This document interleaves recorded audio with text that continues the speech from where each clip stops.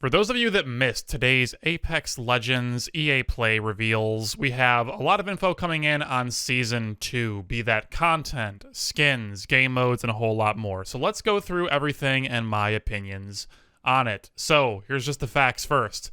Launching July 2nd, we have Apex Legends Season 2, Battle Charge. This features the L-Star as a care package weapon like we discussed in this video here. A new game mode and competitive play. So you're going to have ranks going from bronze to silver, all the way up to Apex Legend. This will be a separate queue.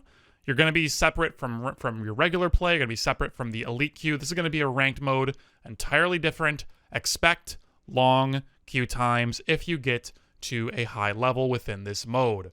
We're going to be seeing a brand new set of changes to the map, being that the two Leviathans outside of Repulsor are going to invade. We're going to see flyers around the map. We're going to see the Repulsor Tower crashing. We don't know yet if the Leviathans are going to actually interact with the map, if they're going to be a roaming hazard, or if they're just going to get nearer, or what the deal is going to actually be. But expect changes there. Expect changes to Thunderdome as it starts to become quote-unquote renovated. And I'm sure there's going to be some other unannounced changes to the map coming as well. Balance changes are coming to the game. We're going to be seeing mostly buffs to weaker weapons. So expect the P2020, the Mozambique, the G7, some of the other low-end weapons in the game to become a little bit better. We're also going to see two brand new hop-ups coming to the game. These are not confirmed. We only know that there's going to be two of them. One of the hop-ups is confirmed, though, to be going on the Mozambique, and it's going to be so good for the Mozambique that it's going to make it into an actually usable weapon per Drew McCoy. If that is not true, I fully give you permission to yell at him and not me. And of course, we have a brand new legend coming in the form of Wattson, a female character with a medium-sized hitbox of the defensive variety. Her tactical ability recharges in roughly 22 seconds. It allows her to place down a pylon on the ground. Whenever you place two or more pylons down together, they will connect and create an electric fence. You may place at a maximum of 12 pylons. These will all connect one after one after one in whatever fashion and pattern and shape that you may want, and they will prevent enemies from coming through. No word of whether or not these pylons deal damage to enemies that decide to come through, but they definitely receive some form of arc effect where they are slowed down. I would imagine their aim is also impacted very similarly to being affected by an arc grenade, but whether or not we get damage is unknown at this time. Her ultimate ability is basically a trophy system, so if you place it down in a big AoE around it, it will destroy all grenades and airstrikes coming your way, which is very, very cool.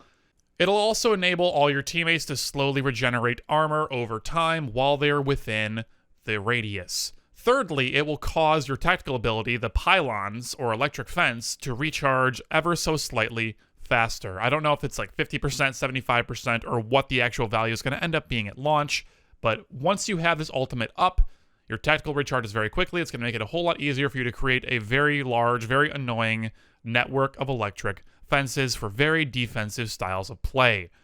Now, there also is a passive where whenever you use an ultimate accelerant upon this character, she will instantly recharge her ultimate. Whether you have 1% or 90%, if you use the ultimate accelerant, you will instantaneously get your ultimate back. So this will enable you to place a lot of trophy systems down. This will enable you to put a lot of electric fences down. This character is going to snowball off of ultimate accelerants. So now Lifeline is not the only person trying to hoard them. You actually have a really viable secondary use of ultimate accelerants and a reason to carry them around. So very, very cool there. Now getting into some more of the speculative stuff, some of the things that I think are coming or things that we can expect, but we have no official confirmation of. Let's start off with attachments, specifically hop-ups. We know that two new ones are coming. We know that one is coming that's going to make the Mozambique better. I don't have the greatest idea for what it might be for the Mozambique. If we're looking back to previous attachments and things like that from Titanfall 1 and 2 that are not currently in Apex, I think that the best guess I can make, and this is a bit of a stretch, would be Match Trigger, which was a Titanfall 1 weapon attachment that enabled the G7 Scout, which was the G2A4 in that game, as well as the Wingman, to have an essentially uncapped semi-auto fire rate. So you would have a lot more recoil, but you could shoot the guns a whole lot faster if you could keep the trigger finger going. So it's very possible, I think, that we might see a Match Trigger come in as a hop-up in Apex. It could go on the Mozambique and let you go blam, blam, blam very, very quickly with the 3 shots of your shotgun pistol, and that could actually be very good. I mean, it just reminds me of something like a Bronco from Warframe, or whatever that little brute shotgun pistol thing from Halo was that you could dual wield, like those little things, the Mauler maybe? Those things were very solid. It makes me think that maybe a Mozambique could fill that Mauler kind of role if you get that hop-up in there. So it could be really interesting if that's the thing that ends up happening.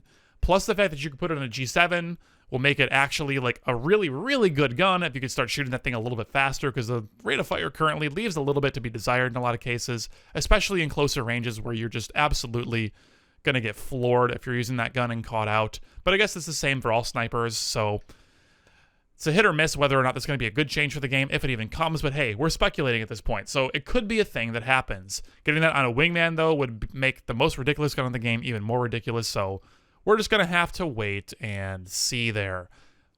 But really, I'll just say this. If you guys are honestly expecting any kind of hop-up to suddenly make the Mozambique usable, I think you are probably in for a rough surprise. As for the second hop-up coming to the game, your guess is pretty much as good as mine. All I can say is that maybe we can speculate again from Titanfall 1 and look at the one other attachment that has not made it back in the game, which would be Counterweight. So Counterweight was an attachment exclusive to the car SMG in Titanfall 1, which enabled it to have a much better hip fire, specifically while airborne, but I think it also somewhat affected it on the ground as well. Again, it's been so long since I played that game, I don't quite remember, but the main shtick of that attachment was that major gun, very accurate while airborne and hip firing. So I would love to see something like that coming into Apex, especially with the removal of bunny hopping, the nuking of accuracy while sliding with a weapon. Letting Counterweight come back in and fix those two things, letting you have some kind of accuracy while you're airborne or while you're hip firing in general, would be really, really good for the game, at least in my opinion. But then again, anything that makes the game closer to Quake or a more traditional FPS where you don't have to aim down sights, you don't have to move slow, is all about fast mobility, raw aim, and not aiming down sights and stuff. That all is just always good in my mind, so I'm a little bit biased there, and I admit that, but I think these are two possibilities for things that we may be seeing coming to Apex in the very near future. Again, July 2nd for this update. Before we wrap up here, I did want to respond to a couple of comments made by the developers on the couch regarding Wattson and their reasoning for wanting to build her the way they did. They made some comments about how the third-party meta, the aggressive run towards gunshots meta, was very strong and pretty much the way to play Apex, and they wanted to make some kind of character who was so strong and so good that they could influence that playstyle and change it and make it different and enable a more defensive style. And while I very much appreciate that sentiment, it seems a little bit too late, in my opinion.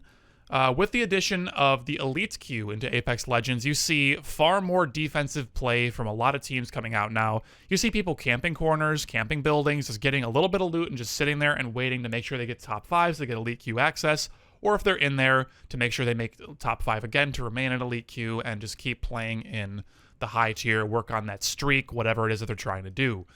The approach to Apex Legends from many players has dramatically shifted in just the last few days because of this Elite queue update. So really, I'm just questioning how Wattson is going to fit into the equation here, because if you're camping in a building, if you're trying to just lay low and not get caught and just catch people out of position and catch it with their pants down, and third party by playing slow and, hiding as opposed to being aggressive and running towards bullets, I don't really see how Wattson helps that play style. So if you're playing that slow camping style, Wattson doesn't do anything. She just reveals your position because her traps are really bright and visible from like across the whole freaking map. So why bother with that? I don't entirely know.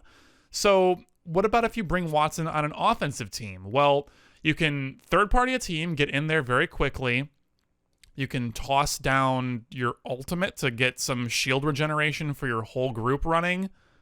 And then what? You just like spam some traps when you're not actively shooting to like block some kind of flanking route for the enemy. I mean, like I would think that maybe running a fast Wattson to get into, urban fights, like if you're in, for example, Skulltown or something like that, and just very quickly just dropping 2 traps to block a door or something like that could be kind of neat, I suppose. But then again, is that really better than like just running Caustic? I mean, probably, because your hitbox is better, but I'm just struggling to see a world in which this character is really terribly useful and makes a strong difference to the game. I think that with the metagame shifting, just because of Elite Q existing, I don't know where she is actually supposed to go. But we'll have to wait and see. Theory crafting is useful for not too much in this kind of situation. We have to just wait and see how she's balanced, how she works out, how she ends up being. It might just be cool simply having a medium hitbox lifeline analog who, instead of healing your health, can over time heal your entire team's shields by just popping her ultimate instead of, like the Doc heal drone. So maybe just for that reason alone, she'll be good enough. And then like everything else she gets is just gravy. So it really depends how we look at it and how we structure it. But guys, thank you all so much for coming to watch. I hope you have learned something very new, and I hope that you all are as excited as I am for Season 2. We'll see you on July 2nd for more Apex. Take care.